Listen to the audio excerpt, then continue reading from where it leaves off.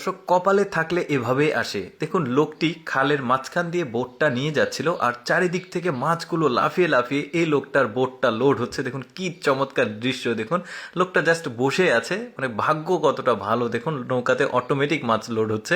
এরপরে এদের ভাগ্যটা কত ভালো। দেখুন, এই যে সমুদ্রের কিনারা, আর এখানে মাছগুলোর কিছু একটা ঘটেছে যে কারণে মাছগুলো লাফিয়ে লাফিয়ে সব, মানে কি একটা অবস্থা। দেখুন দৃশ্যটা কি চমৎকার লাগছে, মাছগুলো লাফাচ্ছে আর এই মানুষগুলো মাছগুলো কুড়াচ্ছে। এরকম অনেক দৃশ্য দর্শক আপনাদেরকে আজকে আমি দেখাবো, যেগুলো দেখলে আপনাদের খুবই ভালো লাগবে। ভিডিওটা পুরোপুরি দেখতে থাকুন।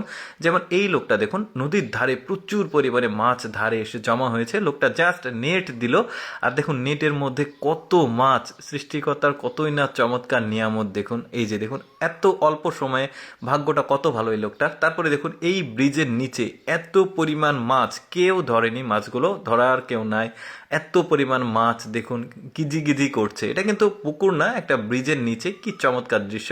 এই লোকটা দেখুন জাস্ট বড়শিগুলো এই লোহার যে মানে সার্কেল চাকা আছে, চাকার সঙ্গে লাগিয়েছে, খাবার দিয়েছে। দেখুন মাছ কত লেগেছে এত চমৎকার ভাবে। দেখুন এটা কিন্তু খাল, তারপরে মাছ অনেক। এদের ভাগ্যটা কত ভালো। দেখুন ব্রিজের নিচে পানির হালকা করে স্রোত যাচ্ছিল আর মাছগুলো কিন্তু নিচে যাওয়ার চেষ্টা করছে, এরা জাস্ট মাছগুলো ধরে নিচ্ছে।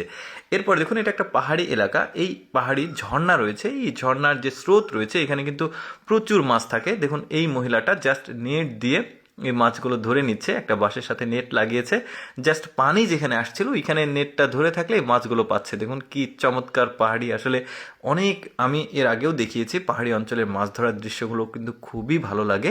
এরপরে দেখুন এই লোকটা এখানে দাঁড়িয়েছিল, এখানে বড় একটা মাছ দেখুন লাফিয়ে উঠেছে। কত ভাগ্য ভালো তার। দেখুন ওই পাশে ওরা কিন্তু জাল দিয়ে ধরছে আর এই লোকটার ভাগ্য কতটা ভালো, হাত দিয়ে পেয়ে গেল। তারপর দেখুন ওই পাশে লোকজন জাল দিয়ে মাছ ধরছে বেশি পানিতে, আর এই লোকটা জাস্ট এখানে একটু কাদা আছে, এই কাদার মধ্যে বিশাল একটা মাছ পেয়েছে।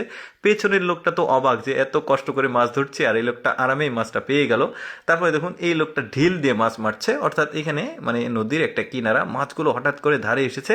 এই লোকটা ঢিল দিয়ে মাছ ধরার চেষ্টা করছে কিন্তু সফল হতে পারছে না। দেখুন এখানেও দুইটা বড় বড় মাছ আছে, এখানেও মারবে কিন্তু মাছগুলো পেলো না।